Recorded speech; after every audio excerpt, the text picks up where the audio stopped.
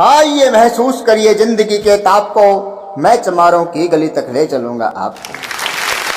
जिस गली में भूखमरी की यातना से ऊबकर मर गई फुलिया बिचारी एक कुएं में डूबकर। है सदी सिर पर बिनौली कंडियों की टोकरी, आ रही है सामने से हर खुआ की छोकरी। पहले तो क्या बताया कि एक औरत थी फुलिया नाम की, वो कुएं में डूब के मर गई। और फिर क्या कह रहा है, वो सामने से एक लड़की आ रही है। कौन है वो? है सदी सिर पर बिनौली कंडियों की टोकरी। कंडियों की टोकरी, एक तो बिनौली भी है जिसमें आप चाट बनाते हो पशुओं के लिए, या फिर आप बिलोते हो तो वो भी है। और एक कंडियों की यानी कि जो गोबर के आपके उपले होते हैं कंडे, उनकी टोकरी भी है सदी सर पर बिनौली कंडियों की टोकरी, आ रही है सामने से हर खुआ की छोकरी। चल रही है छंद के आयाम को देती दिशा, मैं इसे कहता हूं सर जो पार की मोनालिसा।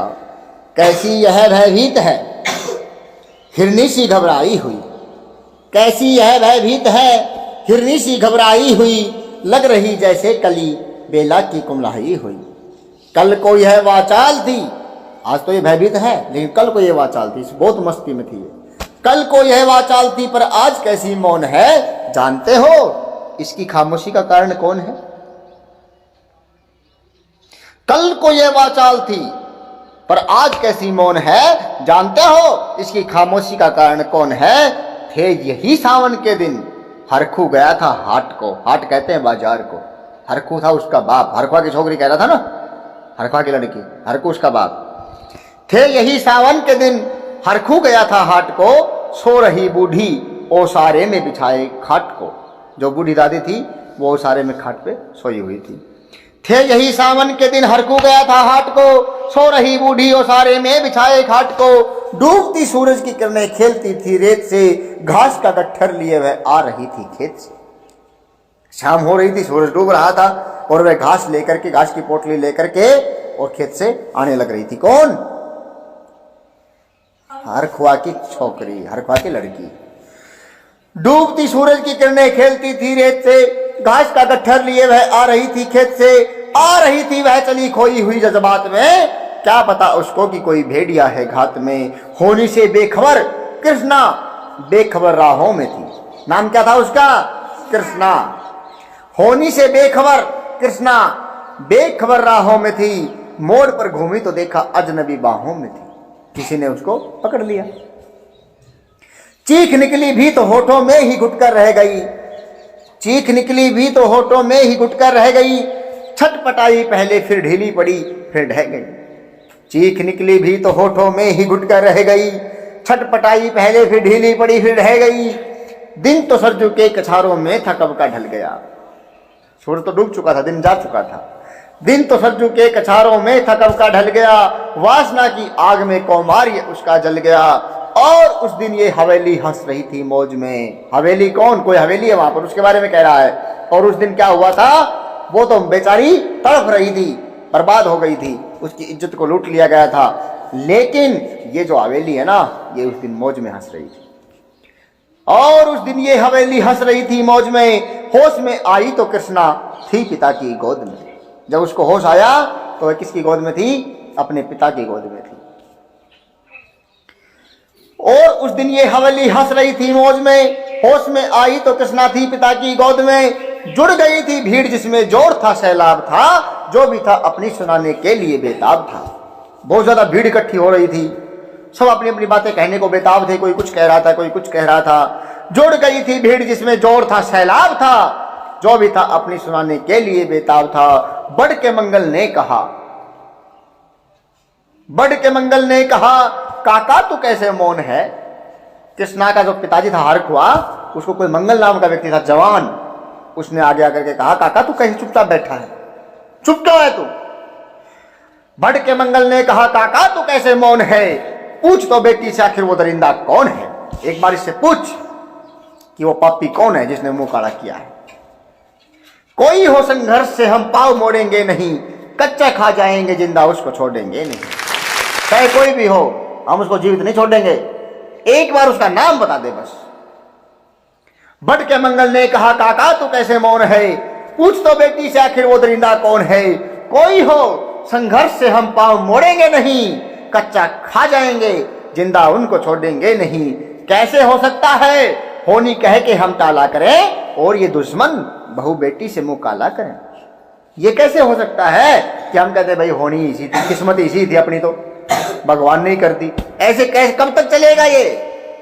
कैसे हो सकता है होनी कह के हम टाला करें और ये दुश्मन बहू बेटी से मुंह काला करें। बोला कृष्णा से बहन सो जा मेरे अनुरोध से, बोला कृष्णा से बहन सो जा मेरे अनुरोध से, बच नहीं सकता है वह पापी मेरे प्रतिशोध से।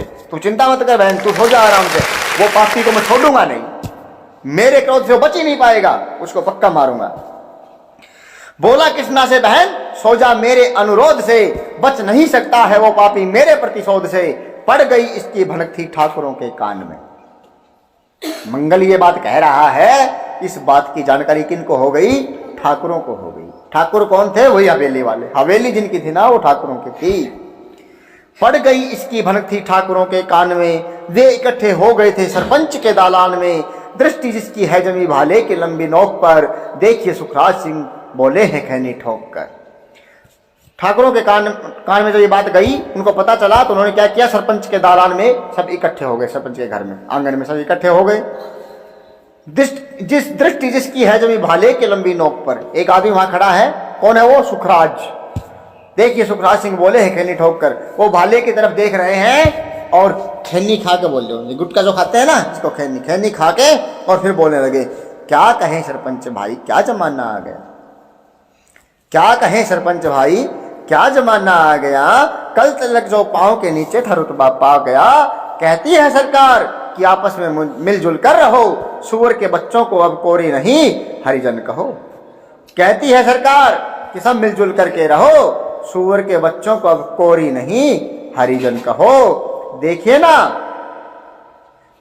ना यह जो कृष्णा है चमारों के यहाँ, देखिए ना ये जो कृष्णा है चमारों के यहाँ, पड़ गया है सीप का मोती गवारों के यहाँ।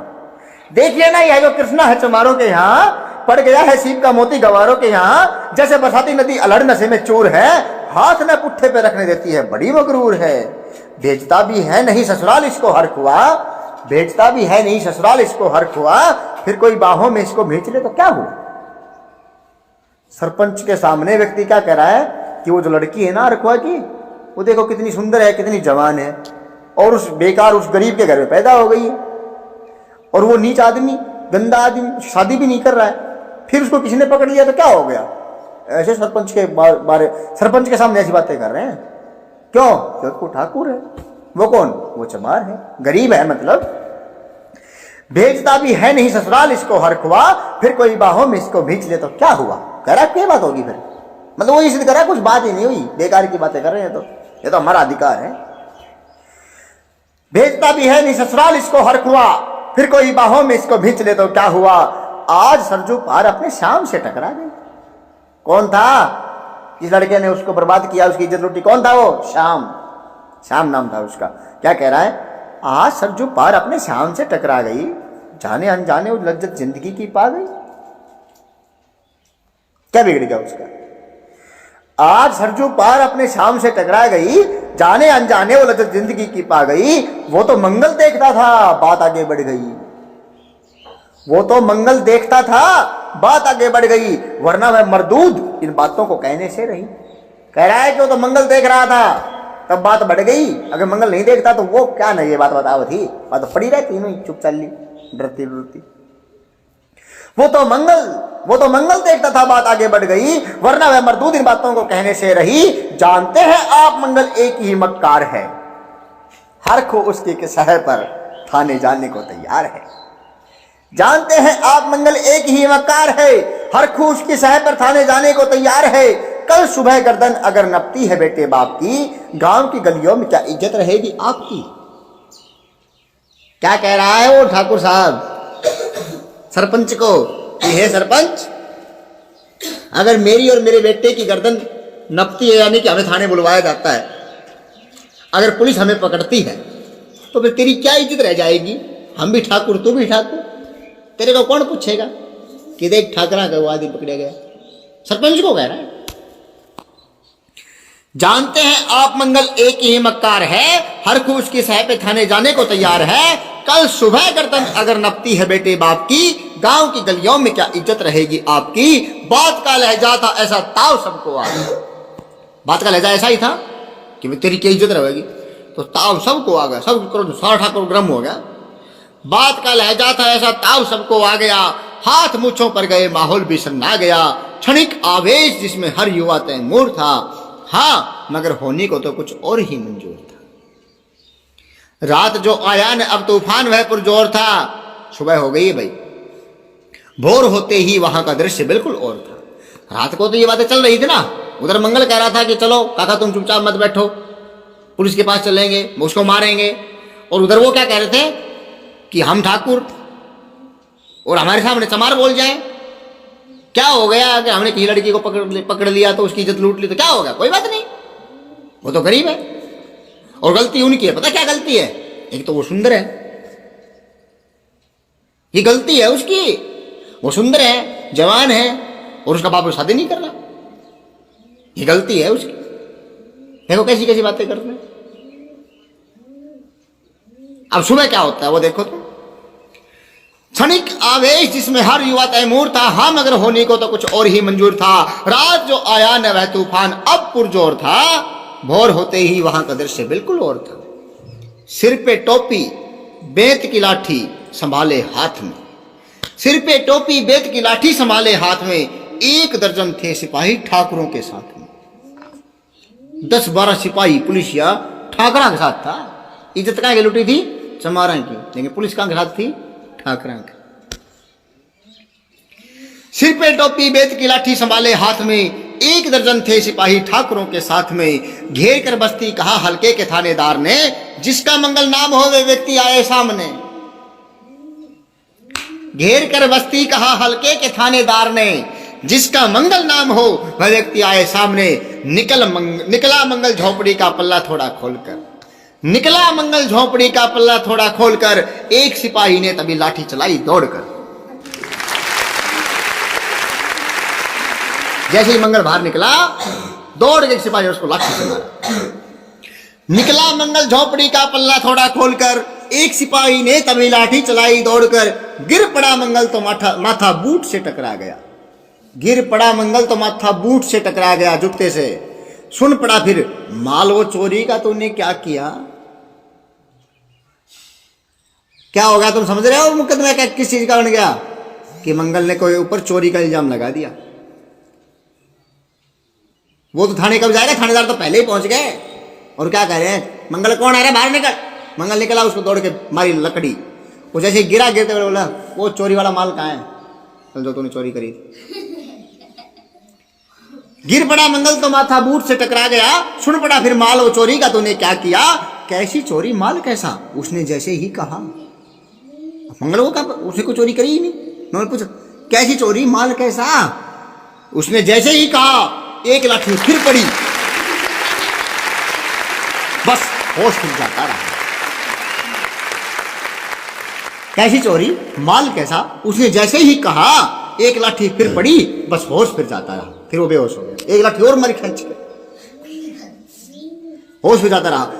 होश खोकर वह पड़ा था झोपड़ी के द्वार पर। होश खोकर वह पड़ा था झोपड़ी के द्वार पर। ठाकुरों से फिर दरोगा ने कहा ललकार कर।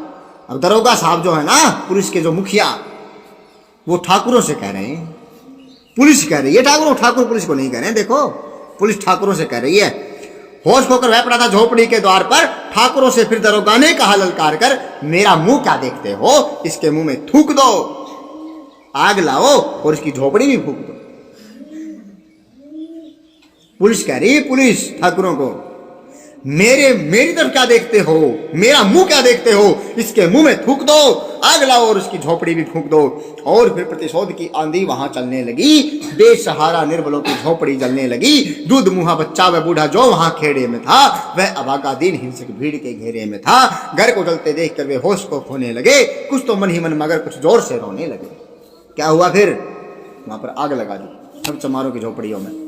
अब जो जवान थे वो तो फिर भी निकल गए, जो बूढ़े और बच्चे बेचारे वहीं पर अनाथ, वो भाग भी ना सके। सब डर रहे, कोई जोर जोर से रोने लगे, कोई मनी मन में रो रहे थे। और फिर प्रतिशोध की आंधी वहां चलने लगी, बेसहारा निर्बलों की झोपड़ी जलने लगी। दूध मुहा बच्चा व बूढ़ा जो वहां खेड़े में था, वह अभागा दीन हिंसक भीड़ के घेरे में था। घर को जलते देखकर वे होश को खोने लगे, कुछ तो मन ही मन मगर कुछ जोर से रोने लगे। कह दो इन कुत्तों के पिलों से की इतराएं नहीं, कह दो इन कुत्तों के पीलों से की इतराएं नहीं। हुक्म जब तक मैं न दूं कोई कहीं जाए नहीं। भागने भी नहीं दिया। यह दरोगा जी थे, मुंह से शब्द धरते फूल से, आ रहे थे ठेलते लोगों को अपने रूल से। रूल कहते हैं उसके बाद जो स्टिक होती डंडी होती है उसको रूल कहा जाता है, उसके डंडे को रूल कहा जाता है।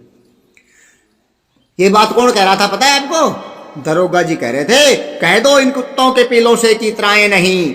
हुक्म जब तक मैं न दूं कोई कहीं जाए नहीं। यह दरोगा जी थे, मुंह से जब शब्द धरते फूल से, आ रहे थे ठेलते लोगों को अपने रूल से। फिर दहाड़े इनको डंडों से सुधारा जाएगा, फिर दहाड़े इनको डंडों से सुधारा जाएगा। ठाकुरों से जो भी टकराया वो मारा जाएगा। फिर दहाड़े इनको डंडों से सुधारा जाएगा, ठाकुरों से जो भी टकराया वो मारा जाएगा। एक सिपाही ने कहा, साइकिल किधर को मोड़ दें, होश में आया नहीं मंगल कहो तो छोड़ दें। एक सिपाही ने कहा कि ये साइकिल के पीछे बांध रखा था, साइकिल किधर को मोड़ दे, होश में आया नहीं मंगल होश में नहीं आया, कहो तो छोड़ दे, कहो तो छोड़ दे। बोला थानेदार, मुर्गे की तरह मत बांध दो, होश में आया नहीं तो लाठियों पे टांग दो, छोड़ो मत इसको, दुर्गति करो इसकी। बोला थानेदार, मुर्गे की तरह मत बांध दो, होश में आया नहीं तो लाठियों पर टांग लो। ये समझते हैं कि ठाकुर से उलझना खेल है, ऐसे पाजी का ठिकाना घर नहीं है, जेल है। ये समझते हैं कि ठाकुर से उलझना खेल है, ऐसे पाजी का ठिकाना घर नहीं है, जेल है। पूछते रहते हैं मुझसे लोग अक्सर यह सवाल, कैसा है कहिए न सर जो पार की कृष्णा कहा है। अब कवि कह रहा है, ये अदम गोंडवी जी वो सशक्त कलम के सिपाही, इन्होंने सरकारों के खिलाफ लिखा, पूंजीपतियों के खिलाफ लिखा, जमींदारी के खिलाफ लिखा, आम जनता, गरीब और असहाय जनता के दुख दर्द को लिखा अपनी कविताओं में। बहुत महान कवि, बहुत ही सटीक तरीके से और बहुत तान्या के रूप में, तान्या वाली भाषा के अंदर इन्होंने सरकारों को लताड़ा है। तो ये कह रहे हैं, अब पूछते रहते हैं मुझसे लोग अक्सर यह सवाल, कैसा है कहिए न सर जो पार की कृष्णा का हाल। उनकी उत्सुकता को, शहरी नगनता के ज्वार को, सड़ रहे जनतंत्र के मक्कार पैरोकार को। देखो कितनी कड़ी बातें कह रहे हैं अब ये सरकार को।